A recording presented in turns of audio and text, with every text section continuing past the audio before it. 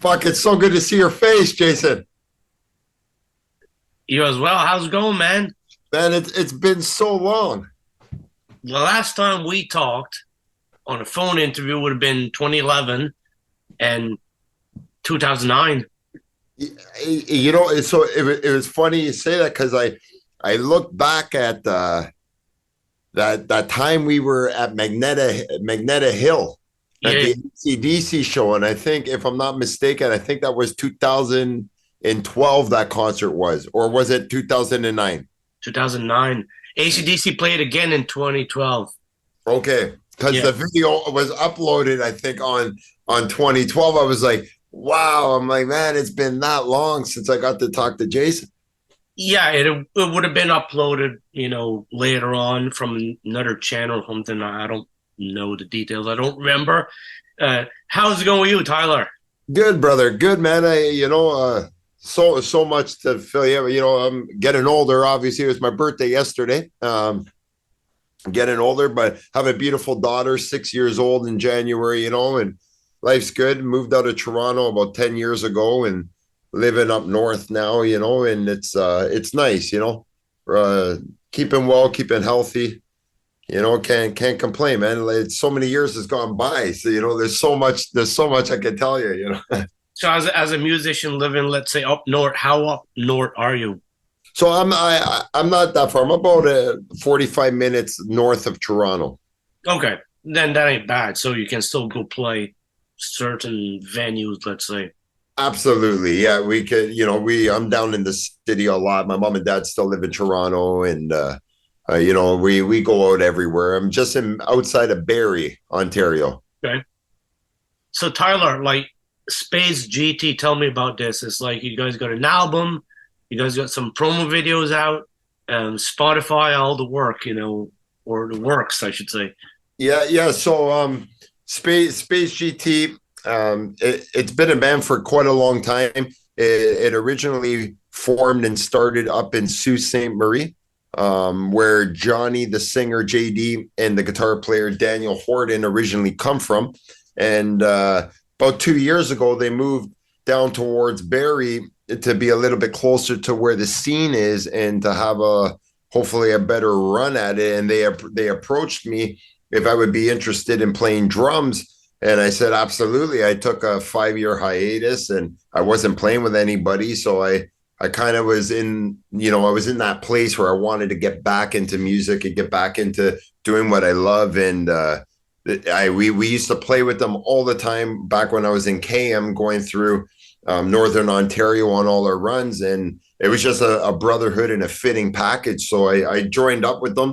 And then we picked up our bass player about a year ago, Roy Kilroy, and it's completely completed the package. And then we put together Sewer City Radio, and it's been definitely getting a little bit of recognition, and it's also been getting quite a bit of support across the country and other avenues as well, which in England, some Japan, a little bit in the States in America, quite a bit of Canada, some in Germany and Europe. So it's starting to secretly make its way around because of gentlemen like yourself who take the time to want to chat and try to help get this music and this piece of art into people's ears and hands, right? It's an incredible record. There's 8 tracks on it. And Kyle Marchand out of Toronto produced it. And we're really, really proud of this body of work for our first album as a band to come out and show people what we're about. So it's definitely off to a right start. I have a big feeling. How much promotion you have to do into this, to get more out there, let's say, because it is not easy, it seems, nowadays. Because it's like, yeah, people like me do interviews, but how many interviews do you need to do, to kind of get it known a little bit more? And that's just it. So this time around, I've kind of taken a different approach this time around, where I've kind of stepped myself out of being the musician and drummer and starting to be my own publicist for the band. So I'm taking a different approach this time because we have such a good body of work. And at the end of the day, in 2024, almost, it's such a different format and world when it comes to the music scene and the music business on how everything gets executed. You got all these social media platforms now. You have all these platforms that play your music, like Spotify and Apple Music, and then you got everything TikTok and YouTube. And like I personally feel that the whole entire dynamic of what the business is all basically work ethic. A lot. Like we had this conversation actually a couple of days ago with some guys, and that a lot of these bands they're not catching drift. It's like you could be an amazing band, you could have the greatest songs, you could have everything going for you, but no one's going to do anything for you if you don't have someone being the father figure and being the guy at the beginning to put the work in order to make things happen. So for instance, on this album, I'm so determined that I'm trying to take the initiative to do the groundwork to make things happen for us guys, because if I don't, another day goes by, another year goes by, another month goes by, and then before you know it, it's another coaster, it's another beautiful body of work that never got the recognition that it should get because no one put the initiative into getting it done for you, right? So you kind of got to take it upon yourself to get it done at the beginning. Even if you make it, I still believe there's always going to be work.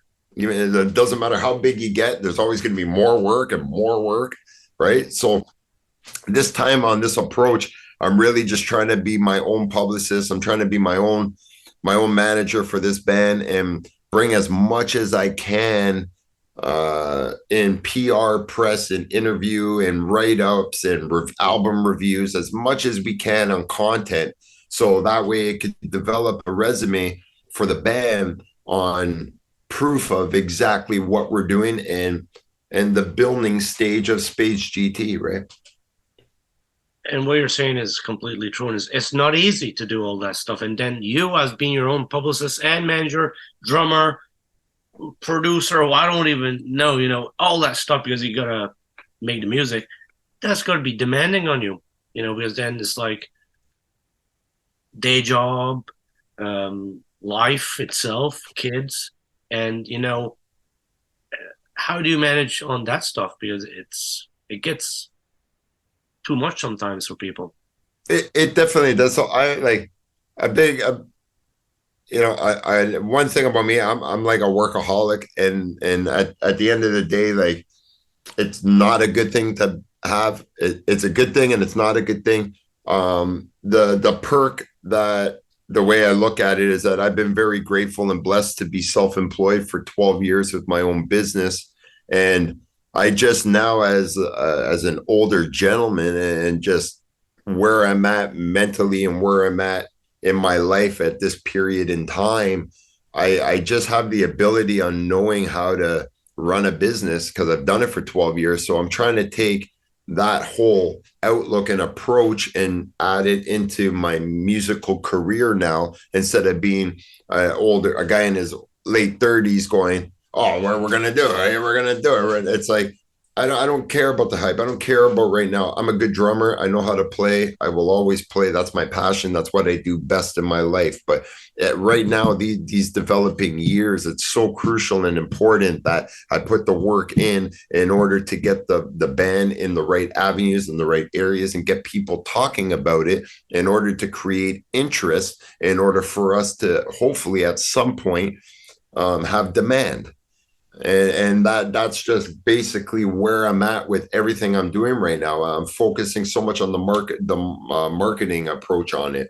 The music speaks for itself. Like I said, this is some of the best body of work that I've personally have done in my lifetime so far. Like, and it's really cool to just see the amount of people getting behind it in such a short amount of time. And obviously everyone knows who my father is, and he's been he's been doing it for over 35, 40 years, and the work never ends. He's still out working day and night doing what he, because that's what needs to happen. So for me right now, I just believe that I gotta, while I'm here and I'm young and I'm healthy still and I got the ability to do it, I gotta put the initiative into it, or else I may as well just be a weekend warrior and not ever have a dream or aspirations or a goal. I have a vision and I really believe I could see it through. It's just going to take some time, and it's going to take a lot of dedication and patience and keeping your head down and sticking to the grind, right?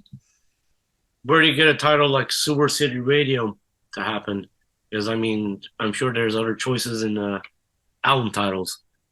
Yeah. So Sewer City Radio. So actually, that's an other name for Sault Ste. Marie, where the band I where the didn't. band originated from. So when we were doing this record, we were sitting there and we were like, man, like, what are we gonna call this thing? Like, we got this, we got this, we got this, and then it just clicked. We were like, always like, yeah, we're going up to the Sioux, man. We're gonna go up to the sewer.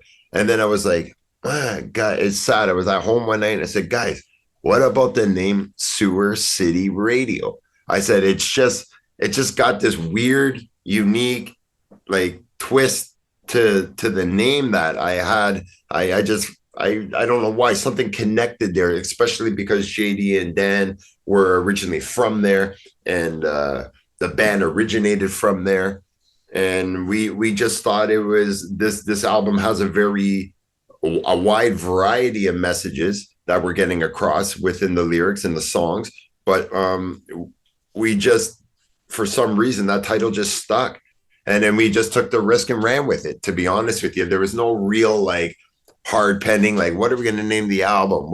We really didn't even have a list of like 10 or 20 or 30 names. We kind of all looked at each other and we were like, this album really has that sound that we wanted to portray and the message that we wanted to get across. So we ran with it.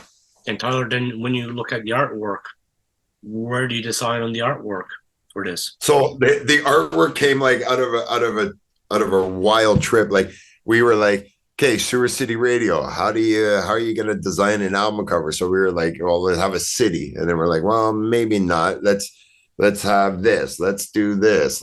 What about a manhole? What can we add on a manhole? We didn't want a Ninja Turtle-y, but we're like, what do we do? So I ended up reaching out to Cliff over in Germany, who designs a lot of the Anvil album covers. And believe it or not, I had Cliff in Germany get on board and actually design the album cover for us.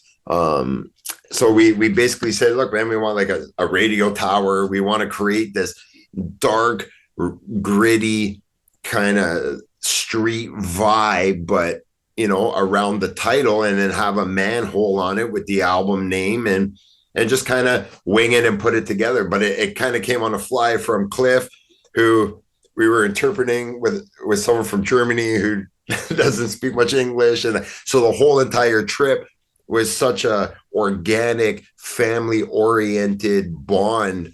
And it was so special that and it came to be, like, it just naturally came to be, and we ran with it. Like, we didn't overthink it too much on this record. The next record will be different, but this album, we didn't really overthink it. We knew we had a good group of songs, and we knew that we had this message that we are going to get across.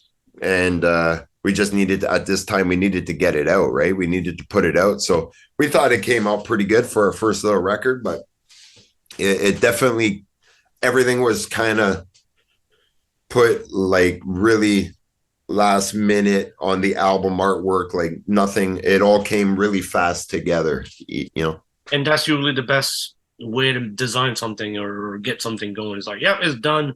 Let's move on, before it gets old. 100%. Yes. And now let's say final question here, because at time's cutting on the Zoom interview, but how many shows you guys are doing lately? And is there any venues right now to promote this? Yeah. So This year we've had an extremely really good year.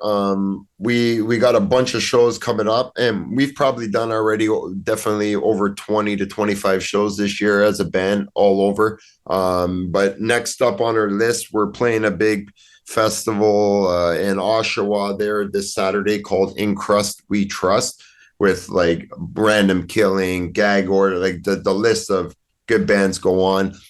We're doing two shows with Anvil coming up. We are also doing a show in Niagara Falls with Dayglow Abortions coming up. But yeah, we play with Joey Scott from Saliva and Sault Ste. Marie this year. We play with our buddies The Fast Life out of Stroud, another amazing, really good a punk band that our guitar player actually plays with as well. So we've been doing a lot of like packaging dates with that.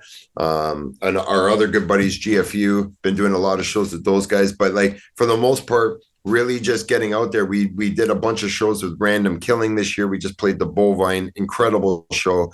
But we've done so many variety things, especially in the last year we played with Dayglow Abortions and the Annie Queens, and so we're gradually getting the band on a little bit better profile bills as the band seems to come along and as the band organically grows. But it's all new steps. It's a new project. It's a new band, and I'm not expecting it to take off instantly. It's going to be a lot of work. It's going to be a lot of determination, but I just want to get people into the record. I want to get people behind us. We're a good band. We have a good live show, and it's definitely for Canada. It's something unique. And at the end of the day, every interview that we've done, they've been comparing it, and it's the best to be compared to, but it's a newer Motorhead. I will confidently put that out there, because every interview that we've done, every single person has referred it to sounding like Motorhead. So that's where we're at. We rock and roll. We want to try to save it, man. And we want to create something different. Everything's been done. Nothing's new anymore. But we believe that there's a way to create a unique, distinct sound that is definitely going to catch people's eyes and ears and attention. It's just a matter of time. There's one song you do that's got that overkill Motorhead sound to it, with your double kick drum and stuff. So yeah. Absolutely. There you go. Right. So every interview that we've done this year, it's been remarkable. Like, and again, we've heard it sounded like early Offspring. We've heard it sounds like Volbeat, which all the guys in the band still to this day, we go, Volbeat? We're like, what? How does that sound like Volbeat? We don't hear that.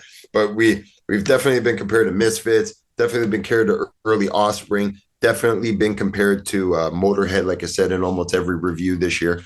So those are three really incredible bands to if I got to be compared to be compared to. So, we're on to a direction that I think is going to eventually grow into a lot more. This band's definitely just beginning, and we're excited to see what the future holds for us, for sure. All right, man. Tyler, you have a good one, and we'll talk back soon. All right. I appreciate it, man. All right. Well, you keep up the good work, and yeah, the album sounds great. And I hope you enjoyed the record, Jason. And again, it's so good to connect with you and have me back on and catch up. It's been so long, and your soul in rock and roll, especially in Canada, has always been there, man. You're passionate, and I respect that, man. I always have, always will, brother. Thank you. All right, you have a good one, man. Good luck. You too. Thank you so much. You're welcome, Tyler. Take care. Bye. Bye-bye.